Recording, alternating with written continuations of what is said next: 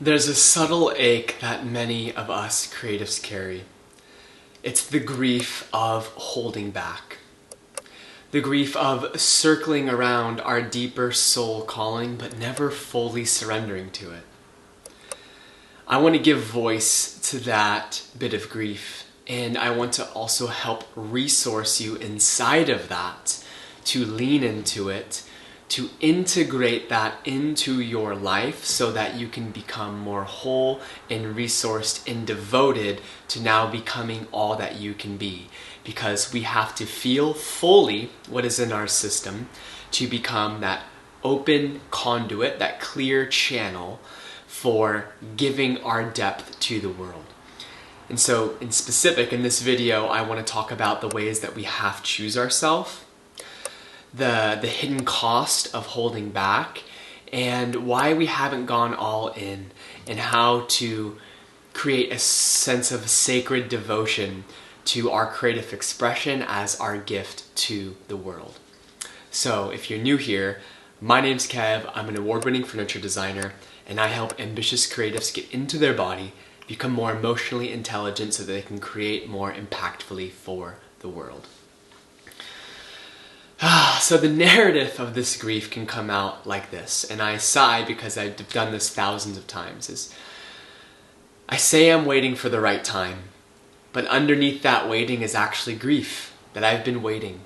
I've been waiting and waiting and waiting for finally one day where I'm going to go all in. But that one day never fucking comes because the future isn't real. Eventually one day has to be today, right now. But there's so many fears and so many emotions like grief that prevent us from being fully in the now and giving our gifts fully. And this aches on us, right? This aches on our heart, on our creative soul. So I want to talk about all the ways that we tend to only half choose ourselves, right? Because it's easy to hide because no one else keeps us accountable for our deep soul calling other than ourselves. Unless you have incredible brothers, sisters, friends, partners, whatever you name it, you know. But we start projects without ever finishing. I got a graveyard of, 20-something different businesses that I kind of started, maybe got a sale, maybe didn't, did all this work for, never finished. Not wrong, but there's grief there, you know. Building this project to completion, but not sharing it because I don't think it's good enough. You know, if any of you can resonate, oh my gosh, you know. Or just staying safe by only owning half versions of my truth. Because I'm a people pleaser, because I'm a perfectionist, or whatever the narrative is, right? I'm going to dim down my expression because it just seems safer and I'll belong more. But the life you crave will not be created unless you step into the full fucking power of your truth, right? So every time we abandon our soul's call, there's a little death. There's a little, like a pain in the heart and soul of our creative core that happens, you know? And I don't want to minimize it because it hurts, you know? And so what is this costing us holding back, you know? There's leakiness in our confidence, right? When we've just kind of grown accustomed to not fully expressing ourselves, we can feel this lack of confidence. We can feel a little creatively stagnant because we're not fully expressed, right? And then, this is the one that I feel is like this subtle resentment towards others who have gone all in. I don't know why, just like in the past I resented people who were so unwaveringly devoted to going all in, you know? And there's something there, right? When we judge people, when we're resentful, there's something inside of that touches us, you know? And it's that craving to fucking go all in, to give all of our gifts now, because there's no other time. You can only give your gifts now. If you're waiting for the future, you're gonna waste your whole fucking life. And so please don't waste your life. I want you to creatively express yourself with such connection and devotion so that you can see in this life the impact that you can have on the people who deserve to be impacted through your creative work. It doesn't matter if you design brooms, if you hand paint signs, if you clean solar panels, or if you are an artist that works in traditional mediums, whatever the heck it is, right? I want you to impact the world, you know? So inside of holding back, of living these half-truths and not going all in, there's grief, but there's also guilt, right?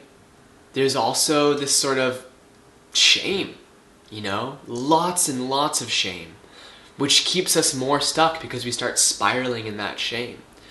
And learning how to alchemize and transmute shame, or transfigure shame rather, is what leaves us so much more resource to create profoundly for the world.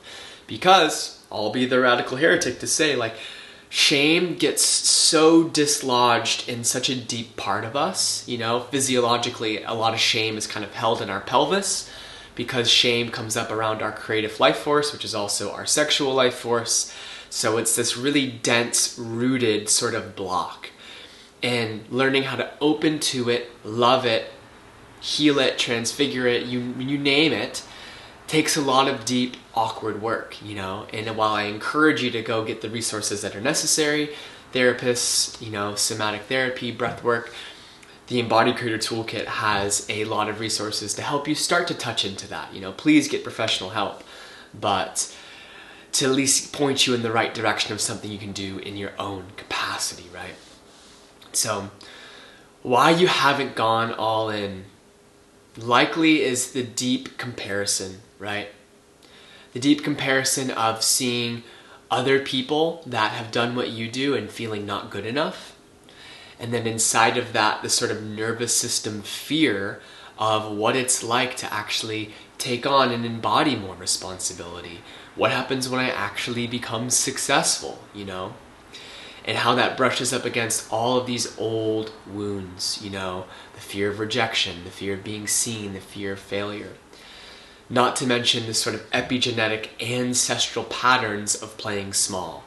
I don't want to dive down that rabbit hole, but for those who get it, you get it. Like, it's very, very real. If your lineage is one of which there's been lots of complacency or hiding or people not fully expressing themselves, that's going to be in your system.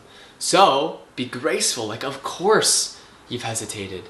Of course you've had resistance. Go watch the video on Resistance is Sacred. That'll help you reframe that. It's been very wise, but now it's your responsibility to change that story.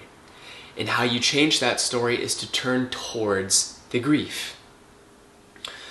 You know, creating moments of presence and pause where you can really feel into what is alive in your system, you know. What part of you knows it's time to finally fucking feel this, you know? The invitation is just purely to feel, not to fix anything. Most people, when they're moving through grief of any sorts, whether that's creative grief for all the projects you haven't realized, grief for not being as successful as you want to be, grief in the sense of losing people you love, grief isn't something to fix or to get beyond. It's something to feel and to integrate. And it forever becomes a well of deep power and creativity for you, you know? So let the grief move. Unfreeze it. If you're not feeling it, granted, you can't always synthesize it, right? I'm not saying one day you're going to be like, today I'm going to feel grief, and you're going to grieve. But cracking open that door and being available and open to it when it starts to move through you. To put less energy towards the active repression of it and to simply, you know, crack open the door for a moment, you know. Grief is such a fucking gift. People have written books on that, you know, go check them all out. It's sacred because it's where your soul is showing you the depth that you can step into, the fullness of your humanity and creative power that you are waiting to step into, you know. So this leads us to this sort of threshold of devotion. Like, are you going to go all in on you? Not someone else, not a project, not anything outside of you. But are you willing to go all in on you, right? Being completely devoted to who you are and discovering who you are versus pressuring yourself to be something that you're not because the world thinks you should be that way, you know? Going all in is not about doing more.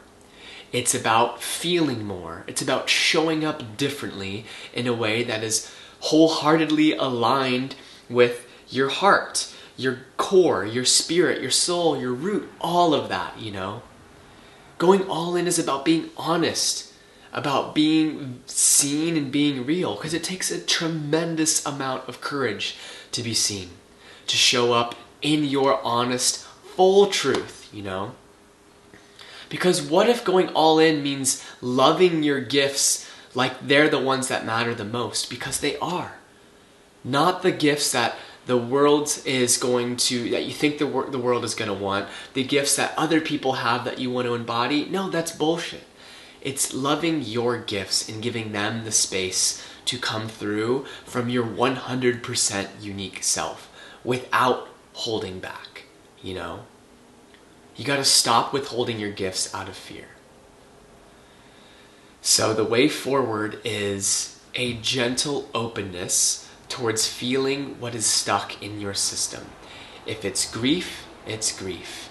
If it's the sorrow for waiting so long to express yourself fully, it's the sorrow for waiting to express yourself fully. If it's joy for not fully celebrating who you've become, let it be joy.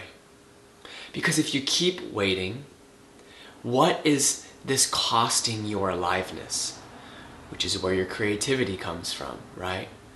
Please don't wait. Don't waste your life waiting, you know? You're never too late, you're right on time.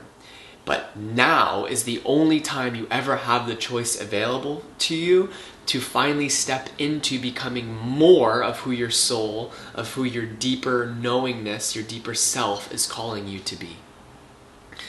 And so if you want help stepping into that version of you, I invite you to check out the Embodied Creator Toolkit, the link's in the description below, and also to sign up for the newsletter where you'll get free juicy stories and practices every single week that will help you accept the challenge of becoming all that you can be. So thank you guys for listening to this. If you're here, please drop a comment and tell me what you found valuable, and subscribe if you haven't. So thank you guys. Looking forward to seeing the next one. Ciao!